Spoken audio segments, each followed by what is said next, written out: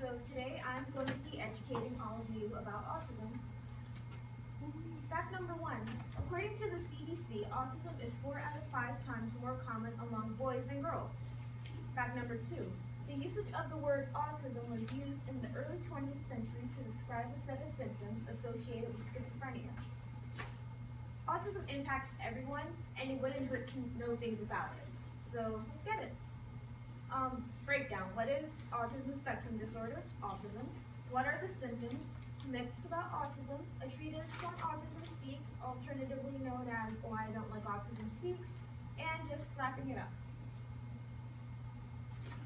What is autism? This section is a combination of prior knowledge, Wikipedia, and the Center of Disease Control.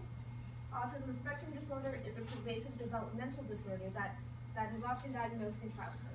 And pervasive means affecting all aspects of life, just so you know. Under the DSM-5, there were 5 different diagnoses. No, DSM-4, I apologize. There were 5 different diagnoses under autism. However, with the release of DSM-5, there is only autism spectrum disorder. Do you want to hear the different diagnoses under DSM-4? Alright, so it was classical autism. That's like the medium to low functioning autism. Asperger's disorder, also known as high functioning autism. Childhood disintegrative disorder, Rett syndrome, and pervasive developmental disorder not otherwise specified. So it was autism, but also like it didn't fit all the symptoms associated with autism. What are the symptoms? This following section gathered most of its information from the CDC. Depending on the level of functioning, autism is usually diagnosed from the ages 2 years old to 6 years old. However, some children develop normally at first and then they regress. And some autistic people cope so well that they don't get diagnosed until they're teenagers. And then even then, some people don't get diagnosed at all. And autism spectrum disorder, according to the CDC, can sometimes be detected at 18 months or younger. However, many children do not receive a final diagnosis until much older. This delay means that children with autism spectrum disorder might not get the early help they need. Autism is defined by a specific lacking in social skills appropriate for their age category.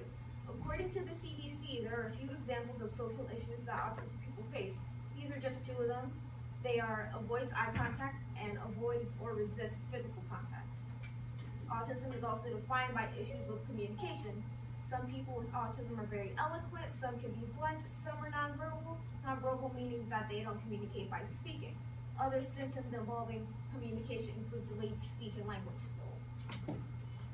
Unusual interests and behaviors are also found among people with autism. They include but are not limited to getting upset by a changing routine, having obsessive interest or hyper-focusing on an interest, and stimming, flapping hands, rocking body, spinning itself. Alright, so what are some common myths about autism? Myth 1, like ADHD, autism is only something kids have. Needless to say, that's not true. Autistic kids grow up to be autistic adults. Myth number 2, the appearance of autism is relatively new.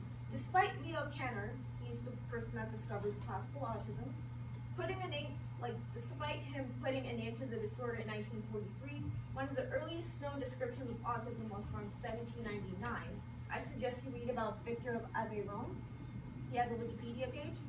He was autistic. And myth number 3, autism is only something rich white people have. Autism spans across all ethnic and economic backgrounds, and it's just that lower class people and people of color are less likely to get diagnosed with autism because some people don't have the funds to afford therapy. Some Black people don't trust doctors because of the Tuskegee experiment. And sometimes doctors are just unwilling to diagnose people with autism. Why I Don't Like Autism Speaks. So I'll try and keep this short. Autism Speaks is not for autistic people, and there are several videos of autistic people explaining why they don't like Autism Speaks. I suggest you read those videos. Watch those videos. And Autism Speaks is very pro-cure. Many autistic people are not, they're anti-cure because that's just who they are. And they don't like being told that who they are is wrong and that they're broken. And I suggest you start your research about autism with Autism Every Day, the 7-minute version. It gets me tight. Like, the people in the video just upset me, and you should just watch the video. Also, Autism Speaks portrays autism as something similar to cancer, which is bad, because it's not cancer. And just to wrap it all up, autism is a developmental disorder that is marked by a lack of social skills appropriate for the person's age and poor communication skills.